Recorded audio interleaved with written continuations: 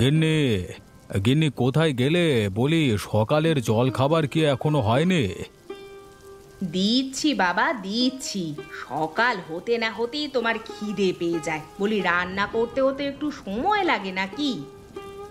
এই যে আকাশবাণী বেতার কেন্দ্র চালু হয়েছে, চেঁচামেচির যন্ত্রণায় আর বাড়িতে থাকা যাবে না। গাছতলায় গিয়ে থাকতে পারো না? তোমায় বাড়িতে থাকতে কে বলেছে? একা মানুষ, এত সব কাজ করি, সেটা কখনো চোখে দেখো না? বৌমা, ও বৌমা, একটু দেখে যাও তো। আবার ওকে ডাকতে গেলে কেন?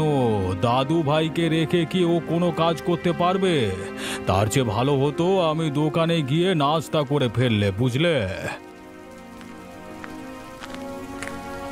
চৌধুরী মশাই বাড়ি আছেন?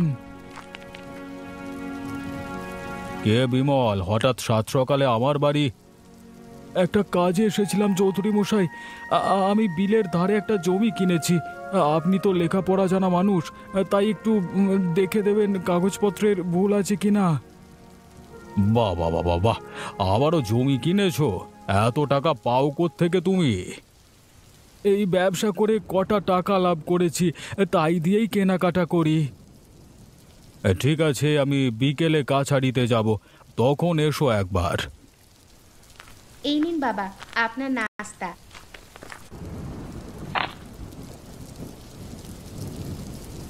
আর কাকু, খেয়ে যাবেন কিন্তু, মা আপনাকে বসতে বলেছে।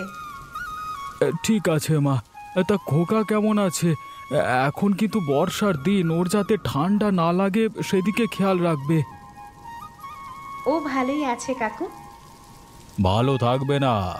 আমার নাতি আমার মতোই শক্তিশালী, ওসব বৃষ্টি বাদলে ওর কিছু হবে না। তা নাতির মুখ দেখলেন, কিন্তু আমাদের তো মিষ্টি মুখ করালেন না চৌধুরী মশাই।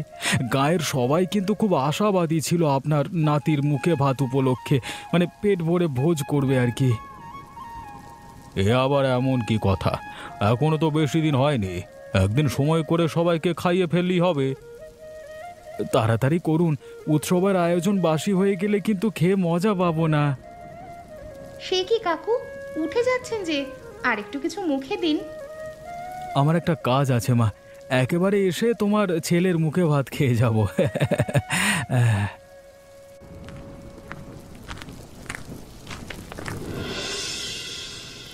দেখো দেখি, কদিন ধরে যে বৃষ্টি শুরু হলো, থামবার নাম নেই।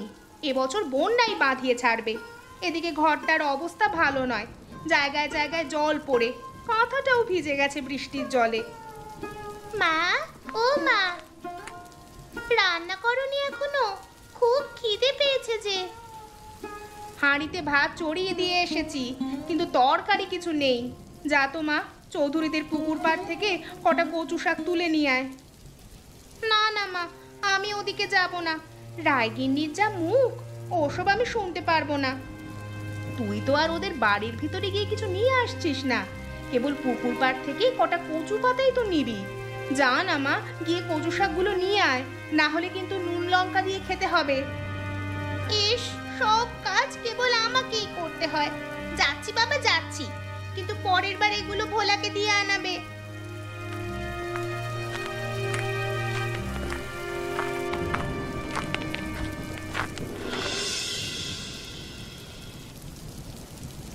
হ্যাঁ গো, বিমল এসে কি বলে গেল? কি আর বলবে, নাতির মুখে ভাতে গায়ের সবাইকে নেমন্তন্ন করিনি কেন তাই বলল। কাজটা তোমার ঠিক হয়নি। 10টা না 5টা না, আমাদের একটা মাত্র নাতি, আর তার মুখে ভাত ঘরোয়া করে করতে হলো। কি করব বলো গিন্নি, এবছর ব্যবসায় লোকসান হয়েছে, হাতে তেমন টাকা নেই যে গায়ের সকল লোককে দাওয়াত করে খাওয়াবো।